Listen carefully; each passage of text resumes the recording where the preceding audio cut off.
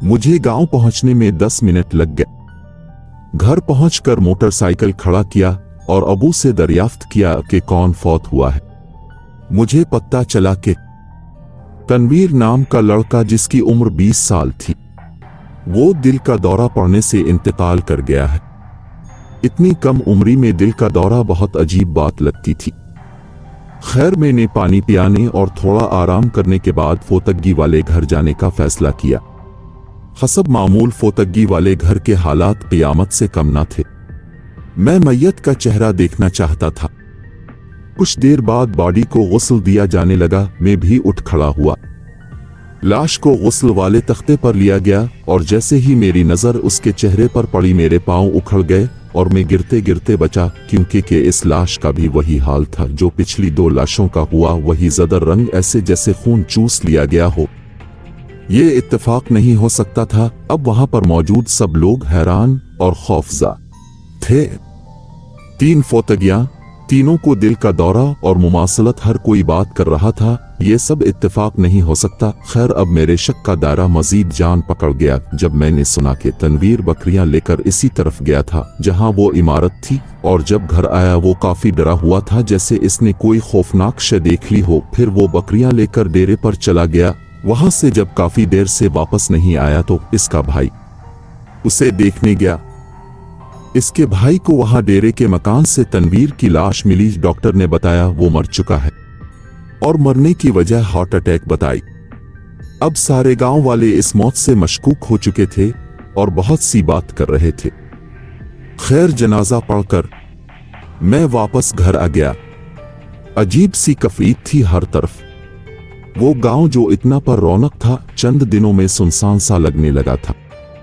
ना बच्चे गलियों में खेल रहे थे और ना इतना शोर उगिल था। अब आने वाले 10 दिन बहुत भारी गुजरे, क्योंकि इन 10 दिनों में 5 और मौत हो चुकी थीं और उनका भी यही हाल था। जर्द रंग खौफ का ये आलम हो चुका था कि कुछ लोग गांव छोड़कर जा चुके थे। रात के वक्त कुत्तों के भौंकने की आवाजें और इस साए की गराहत, गांव के लोगों की मौत, उन सब बातों ने हर तरफ मौत की सूरत इख्तियार कर ली थी।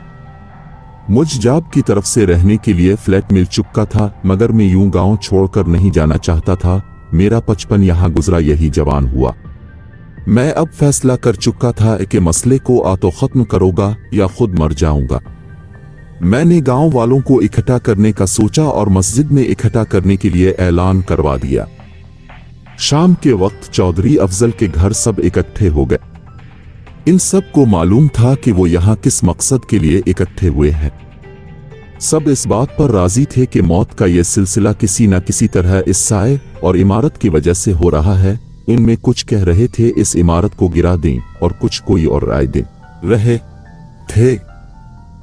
सब बातें किसी नतीजे पर नहीं पहुंच रही थीं।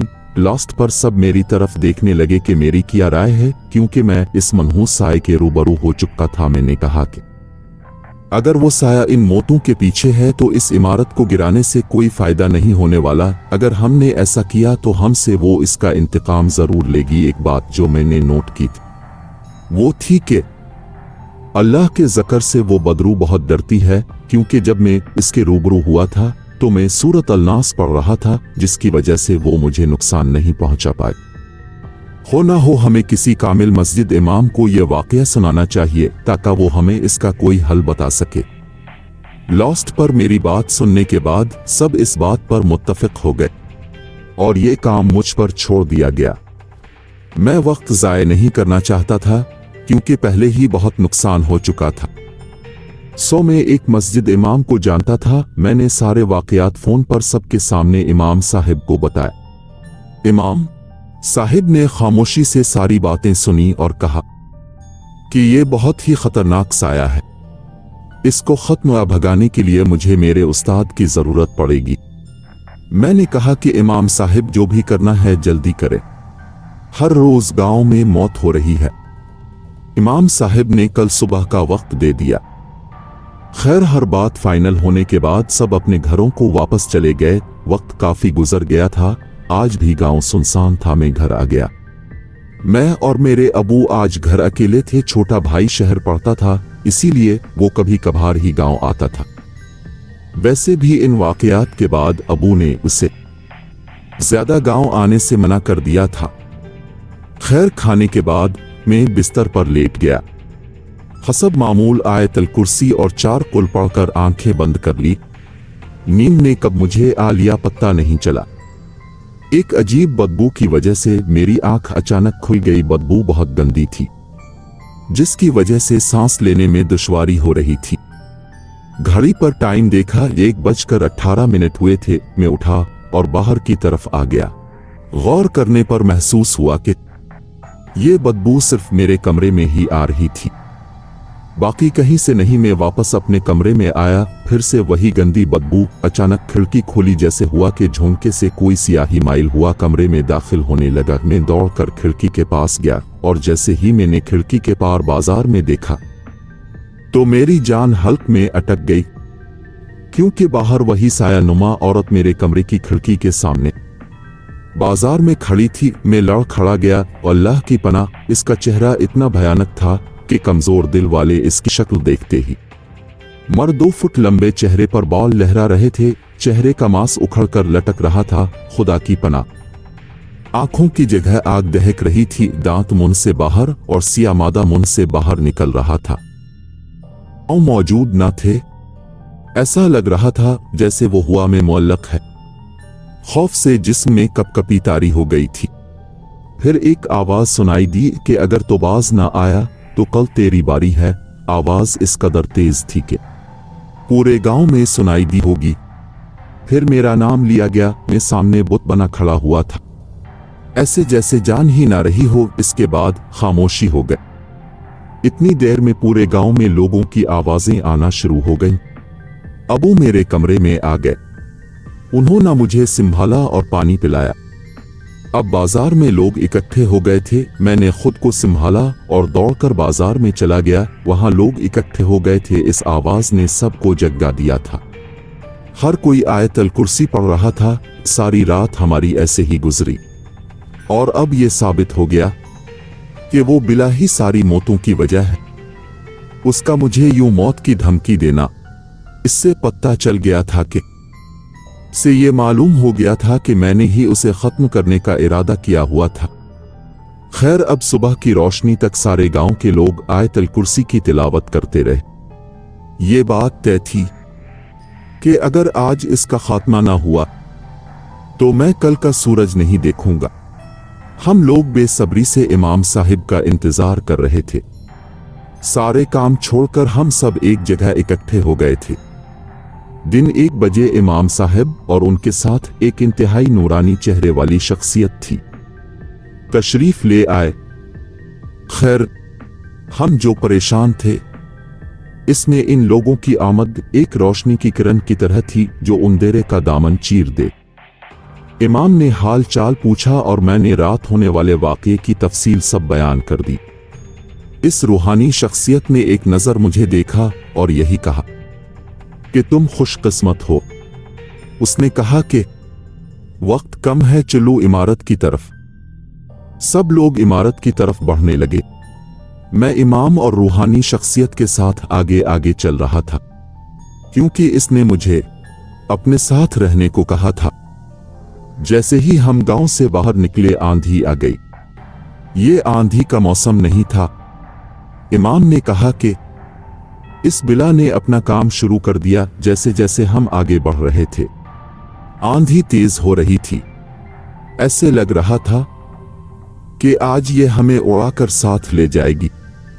अब इस आंधी में आवाज भी आना शुरू हो गई थी। बहुत मुश्किल से हम इमारत तक पहुंचे। यहां आते ही आंधी थम गई थी। 3 बज रहे थे, क्योंकि आंधी की वजह से यहां पहुंचने में बहुत वक्त लग गया था। अब इस रूहानी बाबा ने जमीन पर एक बहुत बड़ा दायरा खींचा। ये दायरा इतना बड़ा था कि मैं और गांव से आने वाले सारे लोग इस दायरे में आ गए। अब बाबा ने एक और छोटा दायरा खींचा, इसमें इमाम और खू बाबा बैठ गए। बाबा ने हमें कहा, इस दायरे से कोई भी बाहर ना निकले वरना हम सब मारे जाएंगे।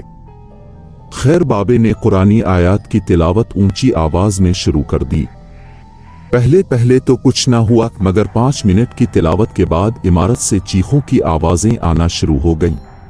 ऐसी आवाजें आ रही थीं जैसे हजारों बलाएं रू रही हों। खुदा की पनाह, हम सब एक दूसरे के बाजू पकड़े खड़े थे और सच बताऊं तो भागने को दिल चाह रहा था, मगर बाबे ने सख्ती से मना किया हुआ था। अब आवाजें पास आना शुरू हो गई थीं और उनकी शिद्दत में इस कदर इजाफा हो गया था कि हम लोगों ने कानों पर हाथ रख लिए थे।